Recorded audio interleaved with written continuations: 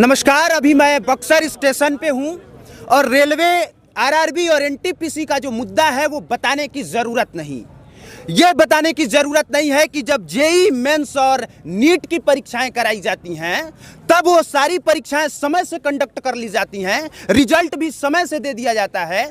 लेकिन वही काम जब आरआरबी को करना होता है, एसएससी को करना होता है तो ज़रूर कुछ ना कुछ समस्याएं क्रिएट हो जाती हैं। और उसका सीधा कारण ये है कि ये लोग परीक्षा देने के बाद सरकार की तिजोरी भरते हैं, वो पैसा देते हैं, लेकिन आरआरबी में जितने बच्चों का सिलेक्शन होगा उसको सरकार पैसा देगी। इस वजह से और ये कारण है कि समय से कोई भी चीज़ हो ही नहीं पाता।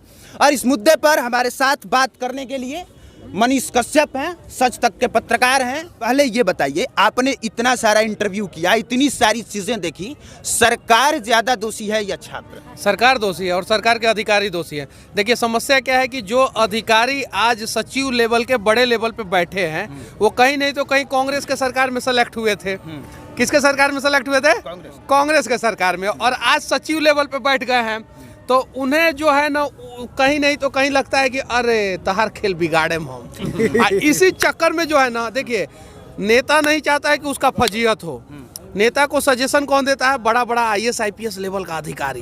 तो रेलवे बोर्ड में कौन बैठा है? बड़ा बड़ा लेवल का अधिकारी। और वो सब जानबूझ के गड़बड़ी किया है कि कुछ सरकार का फजीहत हो जाए, जानबूझ के। अच्छा। तो वो लोग दोषी हैं। और उनका, जैसे योगी जी एक डंडा चलाते हैं ना कि बुलडोजर चला देंगे, हम समर्थन करते हैं कि अपराधियों के घर पे बुलडोजर चलाइए और जो दंगाई है उनसे पैसा वापस लीजिए। तो अगर इंजन जला है तो उसके लिए एनटीपीसी का अधिकारी दोषी है, उनके घर पे बुलडोजर चले और उनकी बैंक, जितनी भी बैंक अकाउंट है उसको फ्रीज किया जाए और उससे इंजन बनवाया जाए।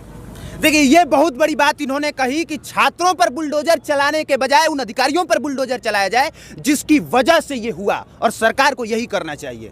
क्योंकि जब 80 लाख ट्वीट करने के बाद आप लोग नींद से नहीं जगते हैं तो छात्रों के पास और कोई उपाय भी नहीं बचता कि 8x10 के कमरे में रहकर जो बच्चे लूसेंट रटते हैं वो अगर रेल की पटरियों पर उतरेंगे तो आखिर कुछ ना तो कुछ तो ऐसा करेंगे ताकि उसकी गूंज आपके कानों तक सुनाई पड़े। खान सर से बीच में बातचीत हुई है आपकी?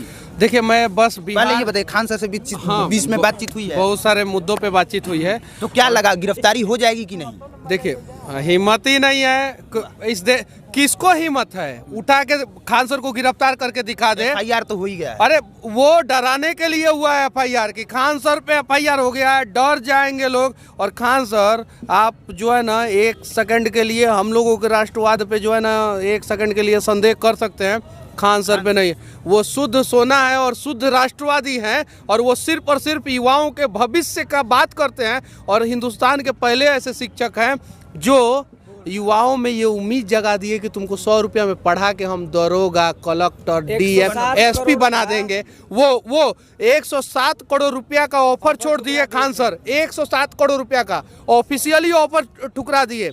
और आज जो है बच्चों को पढ़ाते हैं और उनके ऊपर एफआईआर कर दिया गया।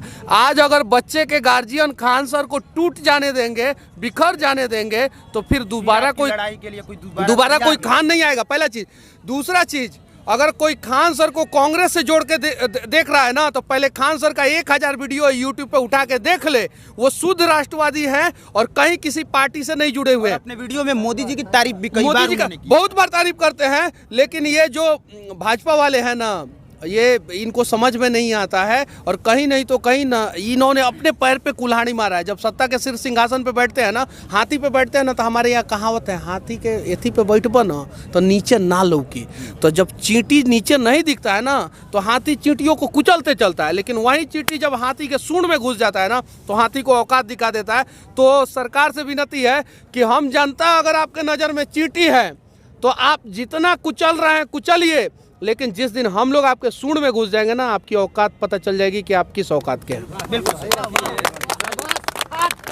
और जब हम लोग इस मुद्दे पर इस तरह से खड़ा होकर चिल्ला रहे हैं, एक दूसरे से कुछ पूछ और बता रहे हैं, तो इसका मतलब ये कतई नहीं कि सिर्फ हम लोग खड़े होकर चिल्ला रहे हैं। इसका मतलब ये है कि किसी न किसी माध्यम से आप लोग हमारे दर्द को समझ सकें।